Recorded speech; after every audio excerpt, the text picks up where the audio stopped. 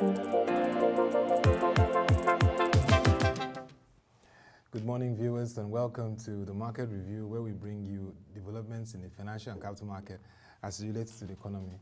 Today is Wednesday, December 30th, 2020. I know a lot of people are gearing up for the year 2021, which is 48 hours from now.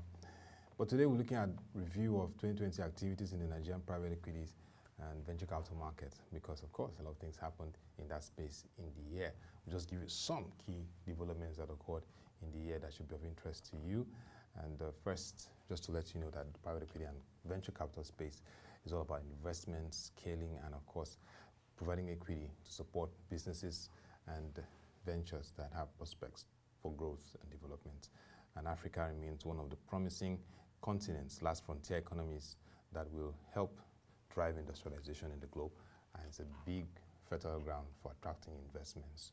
So let's take a look at some of those very interesting things that happened in the space. Beginning the year, in the noting that it was shaped by the COVID-19 pandemic.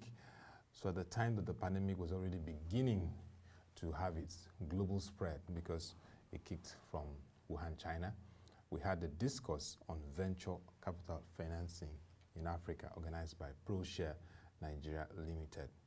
At this forum, the keynote speaker and founder of Green Tree Investment Company, Dr. Ola Brown, asserted that venture capital firms will be at the center of the economic growth and transformation in Africa, and including Nigeria. That was a very, very clear statement that Dr. Ola Brown, who is in the private equity venture capital space, made in that forum. Now, there was a panel session and there were key takeaways from that session that has to do with investments across the space. The first was that there's need for mission-driven entrepreneurs, which is critical to enterprise development in Africa.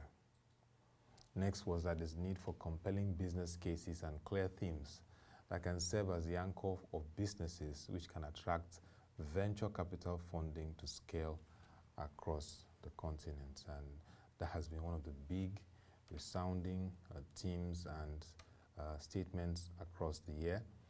The next was the reality that not all businesses are for venture capital backing, and this is very important to take note of. Not all businesses are for venture capital backing, and it will take robust processes, strategies, and a solid trajectory to woo VCs. So a clear word to Nigerian and African SMEs and businesses is that if they're going to really attract venture capital funding, they must have compelling stories, strong, robust processes and structures to woo those investments.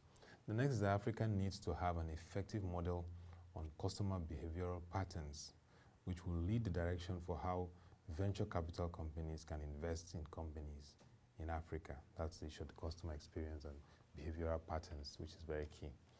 And Africa has the opportunity to leapfrog and achieve development, especially through critical investments in industries. Some of the industries identified include software, media technology, fintech, amongst others. So those are some of those sectors that we can see some very major investments that can scale activities and even bring immense contribution to the growth of the economies, Nigeria and Africa inclusive.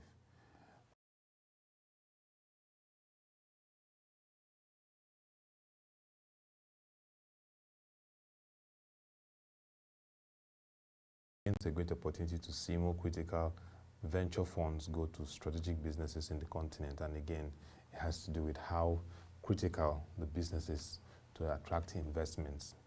Also, in the panel session also brought to the fore the fact that in the face of the twin effect of the coronavirus global pandemic, and of course what happened in international crude oil price, which had a crash initially, businesses must innovate and they must strategize to navigate the period. So that was a very major statement throughout the year. Innovation, strategizing to survive through the year.